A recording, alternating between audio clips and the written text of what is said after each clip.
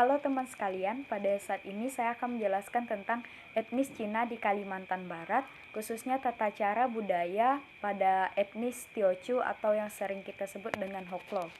Di Kalimantan Barat, etnis Cina dibagi menjadi tiga, yaitu Kek atau Hakka, Teochew atau Hoklo, dan Hokkien. Tradisi ini termasuk di etnis Cina yang berada di sekitaran Pontianak, Singkawang, atau daerah Kalimantan Barat lainnya. Tradisi budaya ini selalu mereka jalankan meskipun mereka telah memiliki agama kepercayaan yang sudah mereka anut, sebab mereka meyakinkan bahwa budaya ini memiliki unsur kekerabatan dan kekuatan dari budaya Cina tersebut. Ada beberapa tahap pernikahan di kebudayaan Cina secara khusus, yaitu pra-pernikahan atau persiapan dan perjodohan, lamaran dan pertunangan, resepsi pernikahan, dan pasca pernikahan. Pada tahap pertama, kita akan membahas tentang persiapan pernikahan. Dalam tahap persiapan pernikahan, biasanya calon pasangan sudah saling kenal sebelumnya, namun mereka akan memutuskan untuk menuju jenjang yang lebih serius. Tetapi ada juga yang pasangan pernikahannya diatur oleh keluarga, teman, atau kerabat lainnya, sehingga mereka tidak mengetahui satu sama lain. Pasangan tersebut diberi kebebasan untuk mencari tahu tentang pasangannya yang akan dijodohkan, khususnya bagian karakter, kepribadian, ataupun perjanjian dan pilihan yang akan mereka lakukan. Jika mereka setuju untuk melanjutkan ke pernikahan, maka calon pengantin akan berlanjut ke tahap persiapan. Setelah kedua calon pengantin setuju, mereka akan memberitahu keluarga mereka masing-masing tentang niat mereka yang akan mereka pilih. Calon pasangan pria laki-laki memilih buenang untuk menjadi jembatan komunikasi antara kedua keluarga selama prosesi pernikahan. Buenang juga dipilih untuk menjadi juru bicara, penyampaian pesan, dan membawa keinginan dari persyaratan keluarga pengantin selama proses melamar. Buenang dipilih atau disewa oleh keluarga pengantin pria. Buenang dibayar dengan ampau atau yang biasa kita sebut dengan amplop merah yang berisi dengan uang atau tunai dengan jumlah yang sudah ditetapkan buenang di awal. Hal unik tentang pembayaran buenang, di mana terdapat beberapa angka keberuntungan seperti angka 8 dan 9 yang menunjukkan pernikahan yang abadi, sedangkan angka 9 menunjukkan kebesaran dan makmur. Sehingga dalam pernikahan akan mendatangkan kemakmuran, kekayaan, dan kemuliaan bagi pernikahan tersebut. Pada saat buenang akan dipilih, dipertemukan dengan seorang saman yang disebut lauya atau loya untuk menentukan tanggal baik, di mana bulan untuk tunangan dan pernikahan, serta menyediakan bulan, hari, tanggal, dan waktu untuk sangjit, tengchun, dan kangte, dan hal lain yang harus sesuai dengan feng shui. Saman akan menentukan tanggal pertunangan dan pernikahan dengan melihat perjanjian kelahiran, tanggal dan usia perbedaan suami dan istri pada hari bertemu ataupun dengan keberuntungan zodiak. Setelah menemukan tanggal, bulan, dan jam yang baik, maka pengantin pria akan berbelanja dan mulai mempersiapkan barang untuk pertunangan. Tradisi ini dimaknai dengan menghindari nasib buruk atau insiden yang bisa terjadi kapan saja. Kejadian yang paling sial adalah pada saat salah satu anggota keluarga mereka meninggal atau berduka, baik dari pengantin pria maupun pengantin wanita.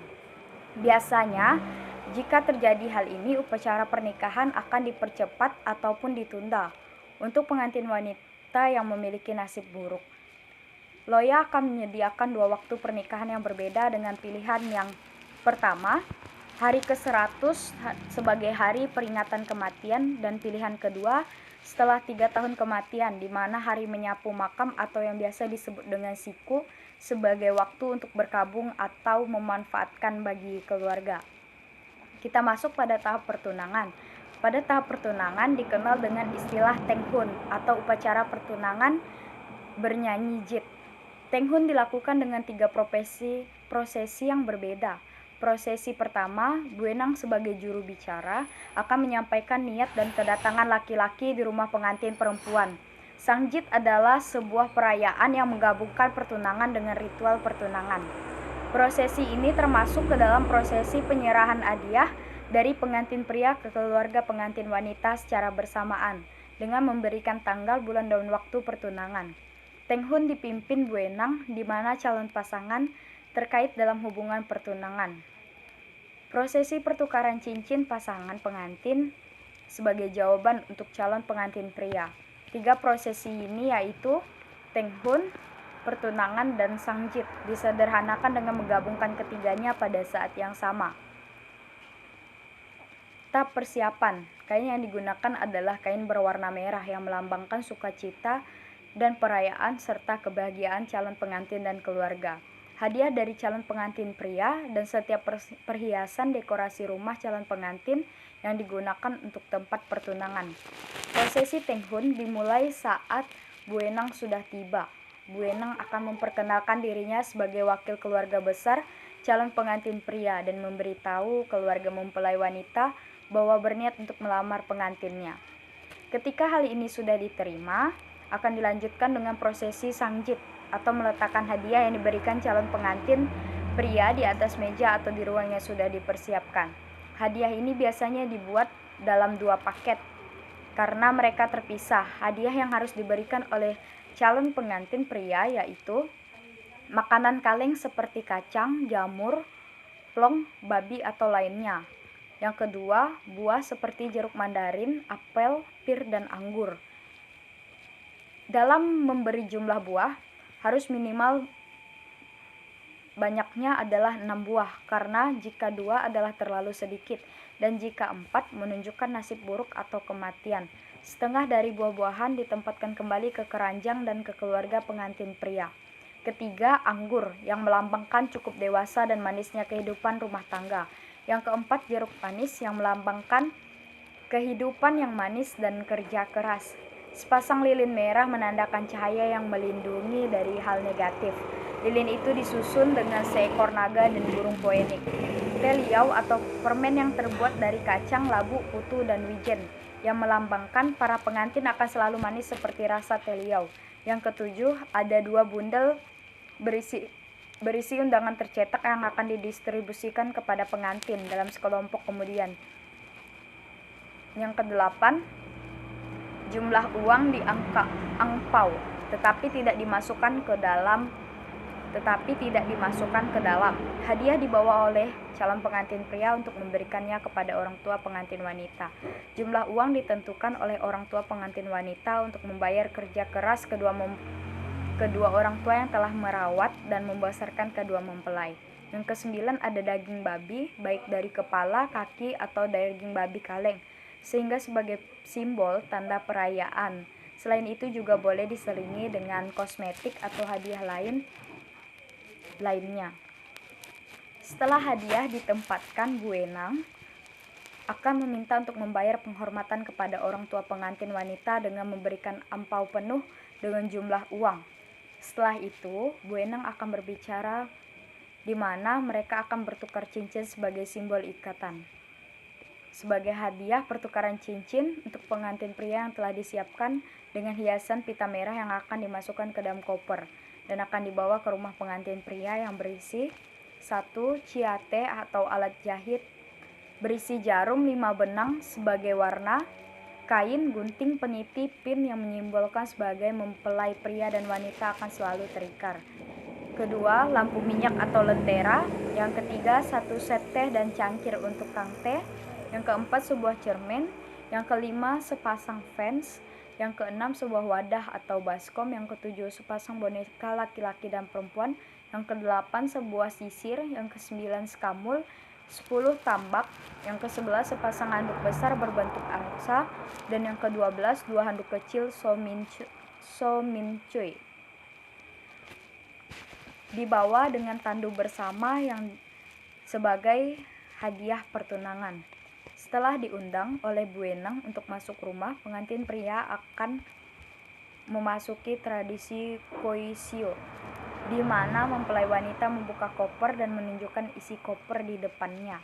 Langkah berikutnya persiapan pernikahan, membagikan undangan, melakukan foto pranikah, penyebaran undangan. Teh liau dan permen dimasukkan dalam amplop merah kecil sehingga diperlukan untuk datang. Diberikan telio ditunjukkan kepada keluarga atau orang atau kerabat yang dihormati dalam garis keturunan, sedangkan permen ditunjukkan untuk mencerminkan harapan pasangan. Tradisi pernikahan di Cina. Kangte diadakan di 2 tempat.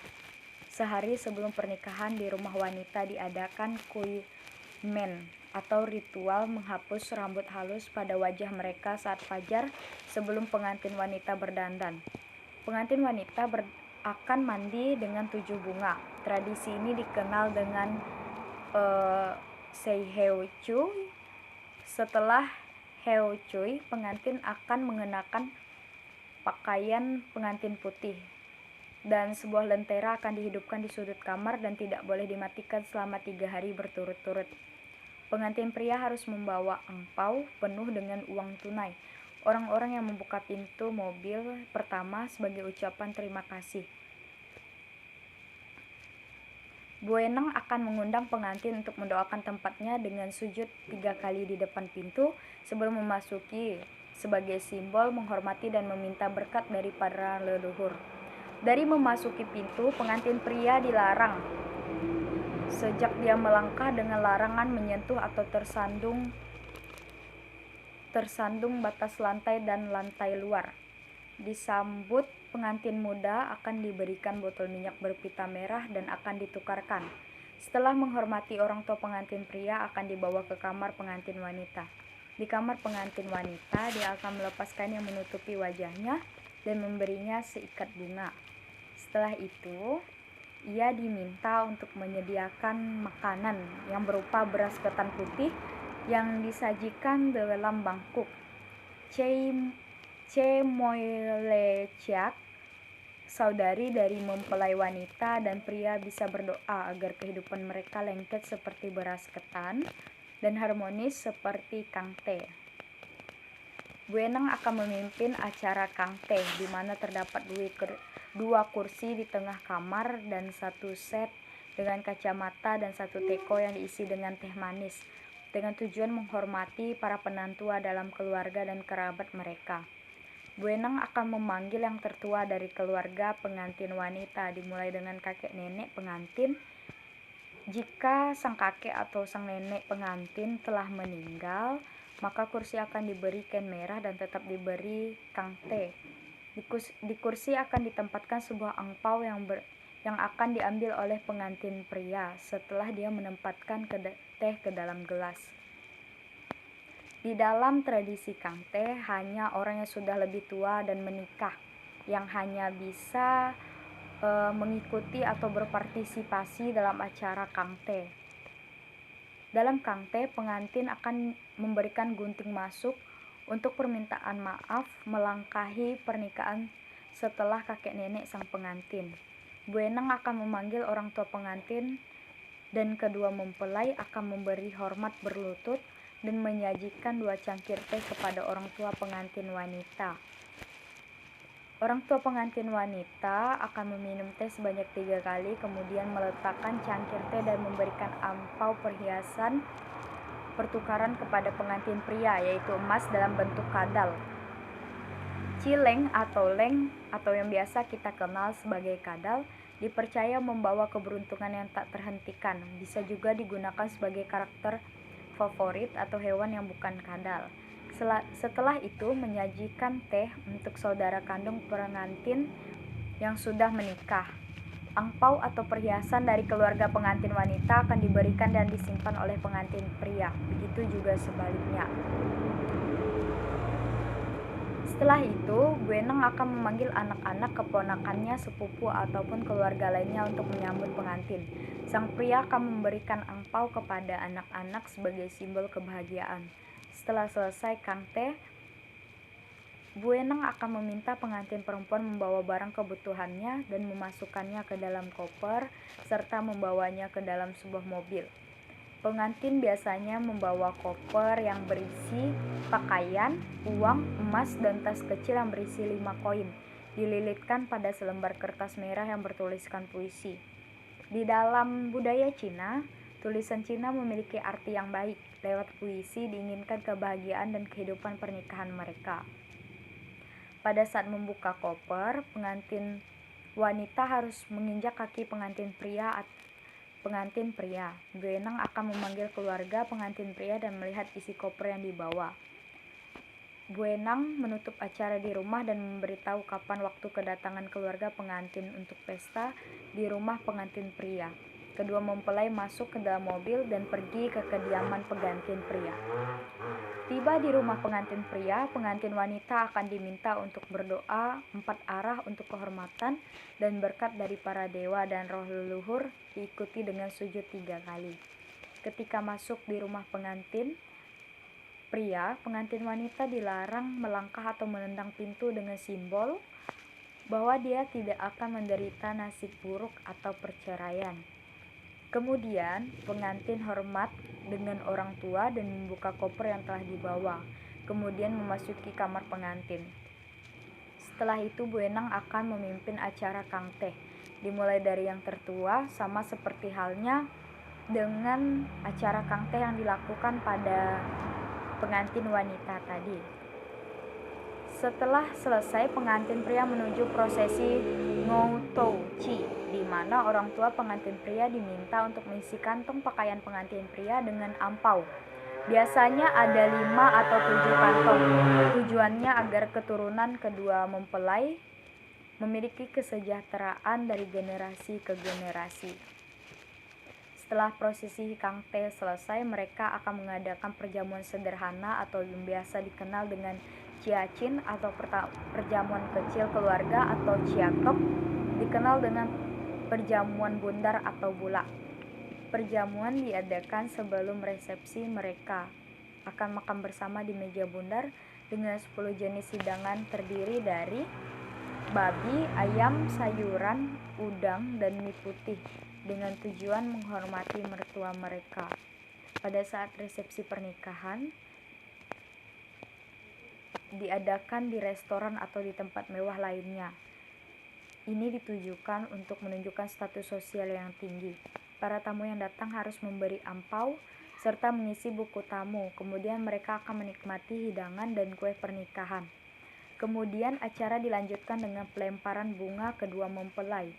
Kedua mempelai akan memberikan hadiah kepada orang yang mendapatkan bunga jika ia inginkan.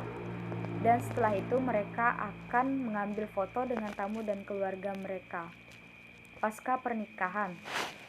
Setelah resepsi pernikahan selesai, pengantin baru diminta untuk melakukan tradisi atau ritual di pagi hari. Hari pertama pengantin baru harus menyiapkan wadah yang berisi dengan air bersih, sapu tangan yang dibawa saat pertunangan, wadah dan air. Wadah dan air digunakan untuk mencuci wajah dan kaki orang tuanya. Kegiatan ini disebut dengan Soi Ming Cui, dan kegiatan ini dilakukan setiap pagi selama 3 hari berturut-turut. Dengan makna, pengantin juga memiliki tanggung jawab dan kewajiban mencintai dan merawat orang tua suaminya. Pada hari ketiga setelah pernikahan, lentera akan dimatikan. Buah anggur atau pisang itu dibawa setelah kangteh di rumah pengantin wanita. Tradisi Soi Ming Cui tidak akan dipraktekkan lagi dengan baik. Selanjutnya adalah tradisi Teng Sajit atau pulang ke rumah setelah 3 hari di rumah pengantin wanita. Tradisi ini juga dikenal dengan nama Samnyet.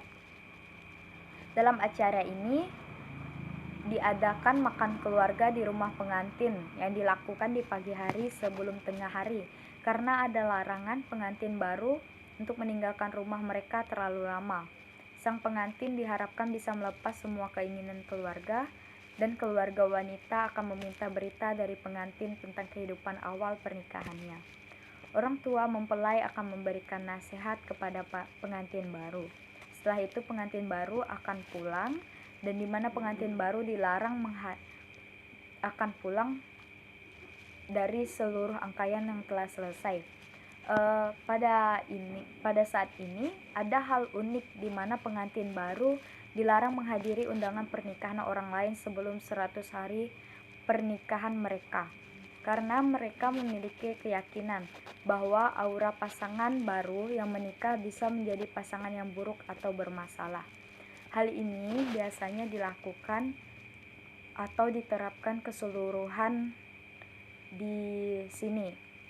Hal ini juga wajib diperkenalkan kepada banyak orang karena ini dapat menambah wawasan serta pengetahuan bagaimana tradisi itu dijalankan. Sekian dan terima kasih.